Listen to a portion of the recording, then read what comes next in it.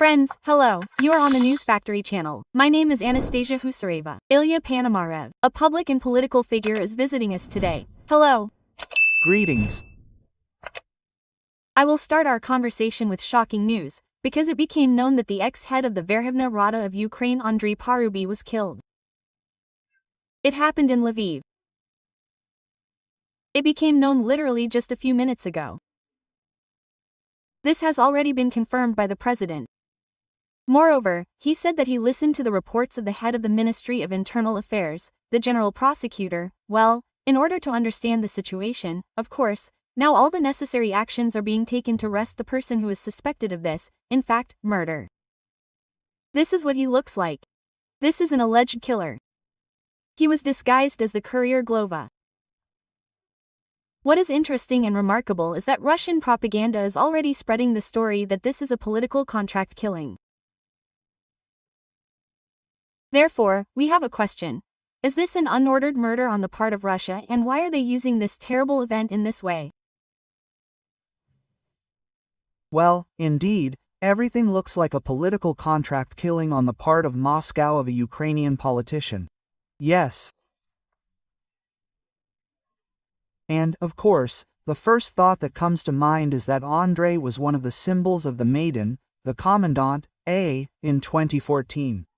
And, accordingly, that this is exactly symbolic, yes, that is, murder, and that you cannot protect there. It means your leaders, intimidation and everything else, yes.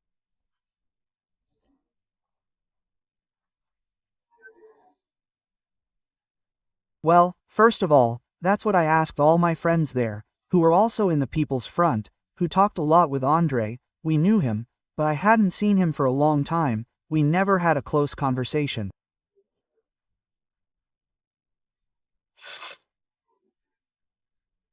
So, well, I asked all of them. They are also confused about everything.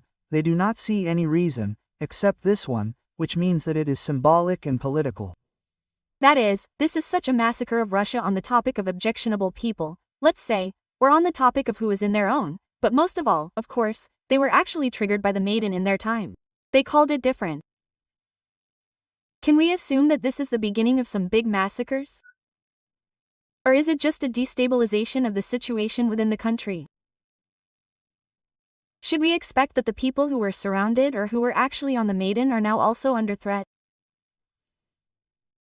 Well, I think that it is obvious that all people who live in Ukraine are under threat, all the time there for all reasons, right? That is, there is a war going on and, naturally, then, more people are aware of it, obviously the threat is higher. And at the same time, of course, I think that now the number one threat is still for those who, commit some kind of combat operations.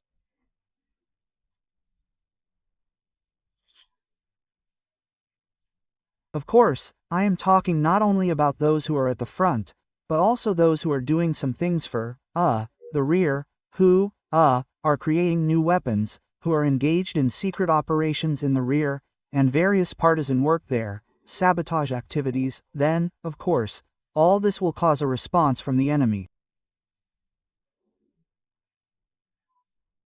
It is completely obvious, but what is called a war is a war. That's why I urge you not to rush to unequivocal conclusions, because, well, it's very easy to immediately say that is, it's like that means Russia and everything, and period, that's it, and drive further on it, right? That is, what is the news in this, that Russia is interested in this?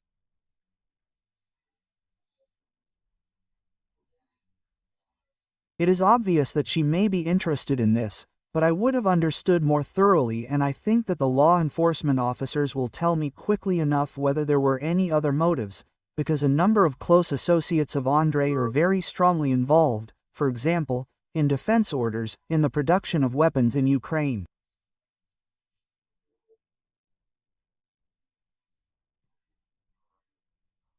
Maybe this is related to it, and maybe something else. That is, when we there very quickly say that it is a fact that this is there, it means that there is a type of Moscow, a political assassination, and so on. We very strongly, in my opinion, devalue it and only then help the enemy say that, well, here they say, you don't understand, right? That is, let's figure it out. I think that the information from the police and the SBU will come quickly enough. Another piece of news that was in Telegram channels today. So, a number of Telegram channels published these photos of Trump and wrote about the fact that Trump actually died, but they did not tell us about it. As a confirmation, they cite this photo, where there is such a big bruise on Trump's hand. This was at the last briefing. As if this indicates serious health problems. And Trump tried to hide it. Then they published his schedule, wrote about the fact that he has not been seen or heard for several days. Moreover, there are no public appearances in his schedule for the next few days. And as an argument, they gave statistics that requests increased by 476%, well, that is, the demand for pizzerias around the White House. And here they gave such an argument that when something happens in the White House, they are all there, well, the officials are in the White House itself, so they ask about these pizzerias that are around. And therefore, such an increase in demand indicates that something has happened. And the experts who commented on this situation came out and said, moreover, we are sure that if it really happens, they will not tell us about it. The Republicans will delay in the coming days. Quote. And as another touch to this picture, Vance's interview was added, in which he said, if something happens to Donald Trump, I am ready to become the President of the United States of America. How should we react to this? Well, the truth is that Trump has been lying in a refrigerator in Florida for a long time. Next to him lies Putin, who was brought to Alaska on a secret plane. Alaska was specially chosen as a place where it's cold and wherever they don't freeze. But still, it wasn't cold enough, that's why the bruise appeared on the hand, right? That is, the defrosting process started. That's what everyone knows, actually. I am not revealing any secrets now, that's it. Well, if he's talking seriously, then, of course, it's pure water. Conspiracy, it is connected with the fact that, just as it is, there are people who consciously spread such information about Putin. I don't believe in any doppelgangers out there, or anything else. Here we have repeatedly discussed it, that is, on the air. But there are people who, on the one hand, catch the hype, on the other hand, it is beneficial to the Kremlin itself. It means that people think that there are doppelgangers and therefore would not arrange an attempt on Putin, because you never know who you will kill in the end. That's it, and from Trump's point of view, the situation is reversed. I think that the Democrats are dispersing this kind of information. I can see it very well there in various closed Democratic chats and public places where they started talking about the topic of Trump's health for about a week or two. Yes, they are very active in this direction, too. A decrease in cognitive abilities there. These guys, there means an unsteady gait, there means a decrease in activity, that's it. They talk about it very actively, and in this situation, the spread of such kind of even absurd rumors is profitable, because, well, they are refuted, but people are sure it will remain in the same way that we are all there. Here I am saying, even here I am firmly convinced that there are no doubles, yes, that is, but still, it means that the motivation to do something in this direction decreases, because you are doing everything, and suddenly it is still so, right?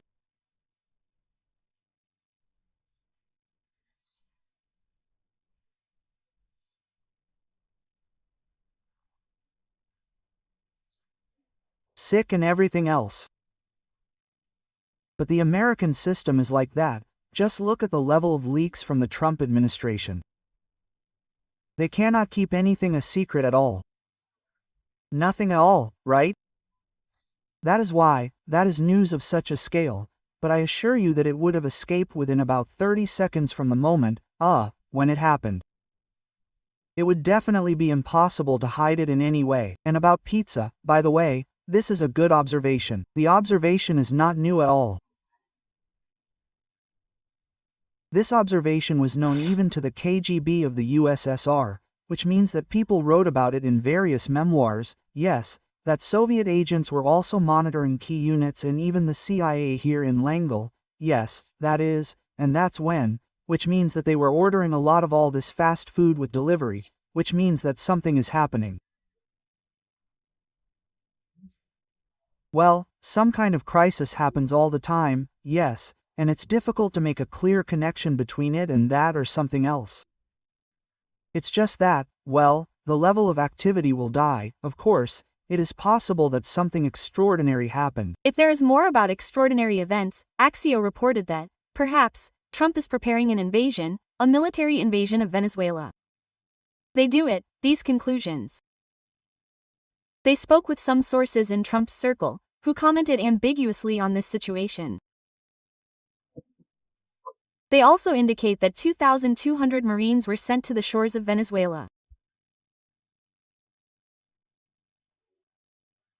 Also, the submarine and warships are supposedly under the pretext of fighting drug trafficking and drug crime, but they give an example of how it was with the president of Panama in '89, in my opinion.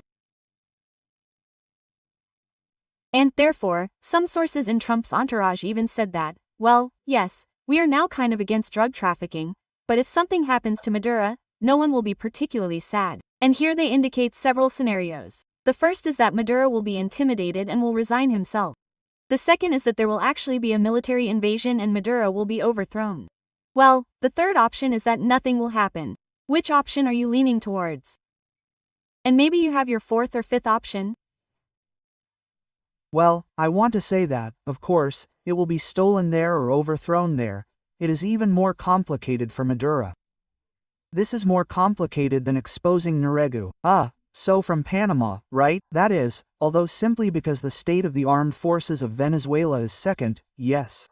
And Maduro, despite the fact that his level of popularity is not super high. Well, yes. But in principle the Chavist movement in Venezuela is alive, and there are a large number of sincere supporters of this history. After all, a lot of good things happened to the people of Venezuela under Chavez, and people remember that, yes. I'm not saying that everything was good, yes, that is, but there was something good, and especially in the field of social security, the country made great progress there. That is why there is a large number of loyal supporters, and this, in fact, does not give the liberal opposition the opportunity to come to power, because the country is divided. But in addition to all, it means, of course, there are both falsifications and violations. Maduro is a very bad leader of the country and, in my opinion, an absolute disgrace of this Chavist regime. That is, but at the same time, there is enough safety margin, right? That is, here and there is the balance of forces, which objectively exists in the region, in society, does not allow the opposition to win. Although the last election chances were absolutely real, but they did not add up, yes. So, the Americans have already tried to do something about it several times. Just under Trump, on the initiative of John Bolton, and Guaido was recognized as the legitimate president of the country. Nothing came of it, despite the fact that I don't even know such examples. For the Russian opposition, for example, this is just some kind of dream. That's it. That is, we all the time say, well, that's what we want. You admit that they transferred the foreign assets of Venezuela under the control of Guaido and everything else. And then Guaido completely relaxed, so he stopped doing anything, yes. That's it. Now there's a new wave of the Venezuelan opposition. Can Trump decide to press on? Maybe, of course. Such a thought was definitely in this team from the very beginning.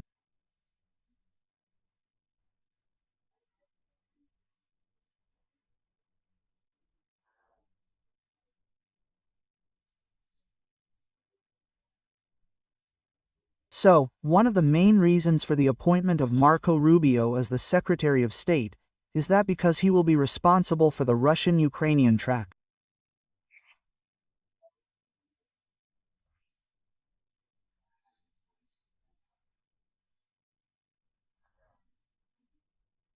Well, he will restore the United States we know. Trump is a short-lived construction, yes, that's why this all changed quickly.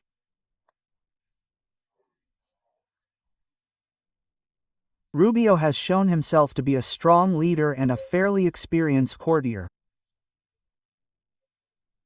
And the fact that they even said that he was temporarily appointed there until the end of this year, that is, for an hour. Now these conversations have died down, to put it mildly, but they could well return to the idea of Venezuela, especially since there is another motivator. Trump, is really very motivated and wants the Nobel Peace Prize. He needs some kind of bright success, which would be his, yes, so it does not work with Ukraine and Russia. But you see, it can happen with Venezuela, which is also there, which means that it is a splinter for the whole world, because at the insistence of America, that same Guaido was recognized there by Europe and so on. And somehow everything, it turns out, sat in a puddle with this recognition. Ego was recognized, nothing happened, he was somehow recognized. That's it, that is, but at the same time there is no ego in the country and it is not at all clear what the person is doing, right? That is, on the contrary there is no gate. That's why I think that Trump really thinks about it.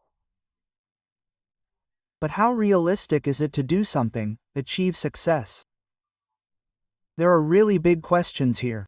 Yes, the tail wags the dog. A small victorious war. And maybe it could be such a greeting to Putin, shall we say? Maduro is the ego's friend. They support each other there together and so on. Moreover, there were even rumors that Trump might suggest or Putin might suggest that I will not support Maduro, but you give me concessions, and so on. But it should also be noted that Venezuela is still oil. Well, there is a lot of oil there, and it is OPEC. That is why, yes, this is a country with the largest oil reserves in the world. And, of course, this is all very important. But about Putin, I probably wouldn't exaggerate much here. First of all, because Moscow already knows well that Maduro is a complete fool, and that is, it is very difficult to have any meaningful dialogue with him. Well, really, the person is completely out of place, yes, that is, just completely out of place. Well, I was once well acquainted with Chavez. I do not understand his choice at all. This is about Maduro. In general, in my opinion, there were other people who could quite easily apply for this position, but for some reason he chose this person, yes.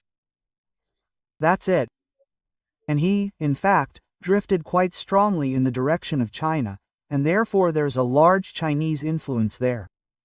At the moment, I don't even know what is more influential. I think that in fact the Chinese influence is greater there than the Russian one, because the Russian one is perceived as very transactional. Here you are to me, and you are here and now. No one believes in Russia in the long term. In general, everything in Russia has a very low rating of such long-term trust. It is possible to agree on something here and now. And then there were ideas to collect these shaheeds on the territory of Venezuela, something like that. Rumors that there is somewhere in the jungle some kind of production for Russia, and, in my opinion, they really tried to do it. That is, in my opinion, this is more than rumors, that's it. But I doubt that it currently works and brings, in any case, that it makes some significant contribution to the war. Maybe it works, I will not confirm. It is necessary to ask the relevant services. I know exactly what they asked, because I know people who saw the point, I know where it happened, and so on. But how successful it is, I don't know. That's it. Well, it doesn't make the weather anyhow. And this, I say again, is a short-term thing. And with China it is long-term. There are investments, technologies, that is, in general, therefore, where China appears, the orientation towards China is much stronger than towards Russia.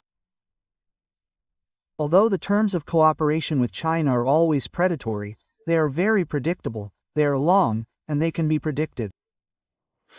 Then let's talk a little about China. The Financial Times wrote that Trump was allegedly considering the possibility of introducing Chinese peacekeepers into the territory of Ukraine after the end of the conflict. And Putin did not like this idea. The Kremlin rejected this idea. The Telegraph writes that in general, American PMCs may appear on the territory of Ukraine as a deterrent. To this, the Europeans said, yes, we are also ready, but in the form of instructors, there is something further. Can there really be a situation where Chinese peacekeepers will be on the territory of Ukraine? And then why is the Kremlin against it? This is their suzerain, as it were. Well, I'll say, so there are several things, right? That is the first thing, so politics is not always a logical thing. Right? It means that Putin formally started a large-scale invasion and initially annexed Crimea, which means that he motivated this so that there would be no NATO bases on the territory of Ukraine, and so on. Well, as we understand it, there is a direct cause and effect relationship, that as a result of all these, the invader war, which means that two previously neutral countries joined NATO. So, American and European military appeared on the territory of Ukraine. That is, everything that was not even in the plans at all, that is, even a hypothetical probability did not exist, it materialized strictly in the opposite direction, that is, to Putin's war goals. That's it. And that's why I can't rule out the fact that sooner or later Moscow will agree on a peaceful settlement with the collective West, that some Western military will appear on the territory of Ukraine. This is quite likely. Although in this case I think it is more likely that the Kremlin will agree to this than that the Western military themselves will agree to this. Yes, I do not understand their motivation. Well, it's one thing to have a symbolic presence there, yes, that is, there are some military instructors there, they themselves are interested in buying military technologies in Ukraine. That is, I can easily believe this. Some significant military contingents that would be there stood on the demarcation line, yes, that is, they would really defend something, they would entrench themselves there against a real possible aggression. I can hardly believe it, but we'll see, yes. In this context, the so-called American PMC is even worse, in my opinion. That's it. Well, nothing prevents them from being in Ukraine now. And some people of this type are now present in Ukraine. Of course, Moscow knows this. Here with China, the question is completely different. Well, I will allow myself to disagree with what you said that the suzerain is there and so on. I do not agree with this.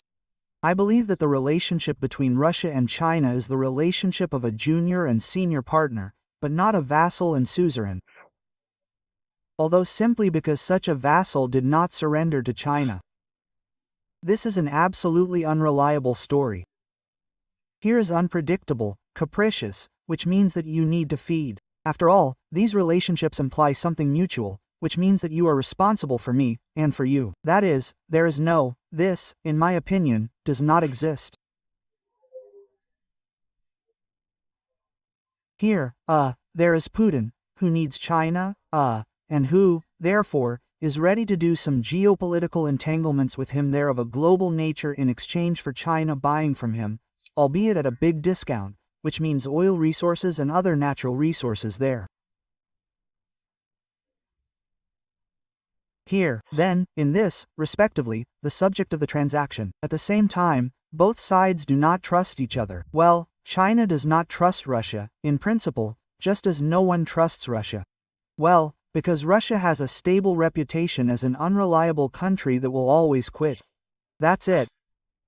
So, Russia does not trust China, because it is afraid of expansion there in Siberia and everything else. Therefore, Putin, and the government of the Russian Federation does not allow Chinese strategic investments there, does not enter into any large joint ventures there, so on and so on. That is, if you look, there are no such big strategic stories between the two countries. There are trade relations, small trade relations, yes, but not joint ventures. The main nightmare of any Russian governor is the appearance of Chinatown on his territory. In the concept of Russian migration policy, I am now there carefully studying all the latest editions, because we are preparing our version for the Congress of People's Deputies, which will be held in early September. That's it. And there appeared a direct record that the task of the state bodies of the Russian Federation is to prevent the creation of ethnic compact settlements on the territory of Russia. Well, the only country that this applies to is China, right? That is, this is a clear task of Russian migration policy. Therefore, of course, Russia will object to the mere appearance of Chinese troops. There are small NATO troops, as well as China. That is, this is another thing to the same, well, as we know, joint action, it generally brings people together. Let's create a joint history between China and NATO with our own hands. Here, well, as simple as it is, then they will be pushed into each other's arms. Not only that this will strengthen the encirclement of Russia by the Chinese armed forces, but it also makes friends with its own enemy, and the other is a sworn friend. Therefore, no, of course, Russia is not interested in this at all. Why does China now gather all dictators and outcasts under its wing? I mean the parade that will take place in Beijing. Kim Chen will come there. This is his first such trip in a long time, at such a level and meeting with the leaders who will be there. One of them will be Putin, that's understandable. Naturally, Lukashenko is going there. Well, the presence of India there upset us a little, but, in principle, it is understandable, it is logical. To whom is this a signal or a gesture, and what is he talking about? Or he doesn't talk about anything, and this is a parade. And here there is no need to count at what distance Andropov and all the others. No, listen, on the one hand, China takes a consistent position that everything that happens within each country is the business of this country itself, and that China does not interfere there as long as Chinese investments and agreements with China are respected.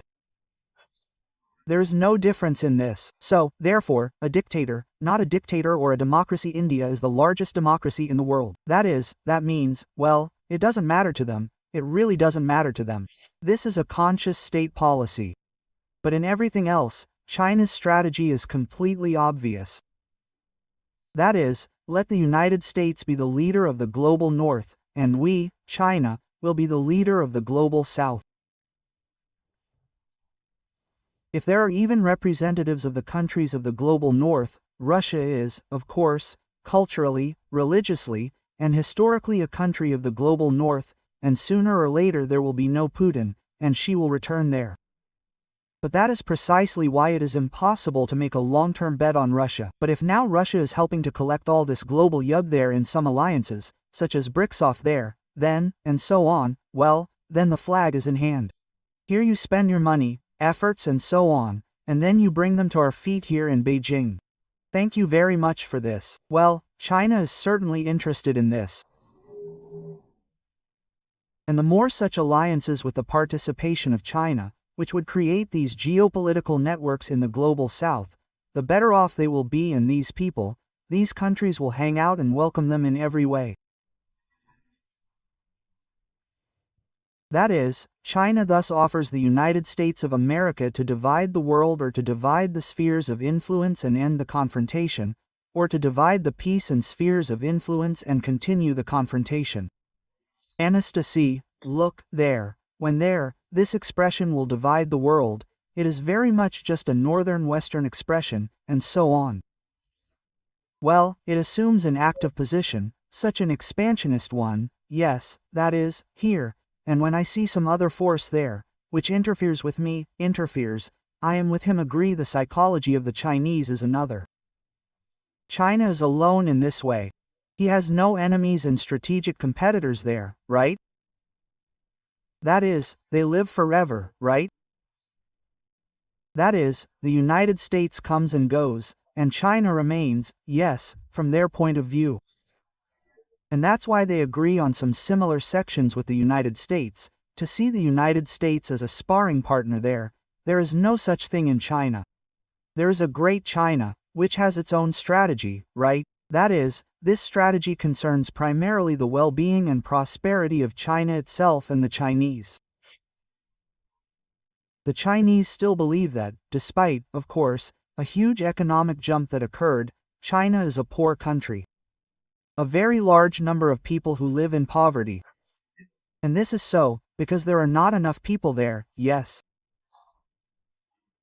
Accordingly, their task now is to ensure maximum growth for the good of the Chinese themselves. In this sense, America might be an obstacle there. There needs to be markets there, somehow divides there, and so on. Well, we will share, but the main thing is to use your competitive advantage. The global north is 1 billion people, and the global south is 7 billion people. This is a huge market. It is more than half of the globe, right? That is, accordingly, it is necessary to unite the ego around itself. They think so. They do not think in confrontational logic. Because we have our own interests, we will give a hand to everyone who will interfere in these interests. We must implement these interests for the benefit of the Chinese. Point. Let's see how it will be implemented further. Ilya, thank you very much for your comments, for finding time for us. Ilya Panamarev, public and political figure, was our guest. Friends, thank you for watching and supporting. Be sure to subscribe if you are with us for the first time, and like if you have been with us for a long time. And we will see you in our next broadcasts. My name is Anastasia Husareva. Please take care of yourself and wash your hands with soap. Bye everyone.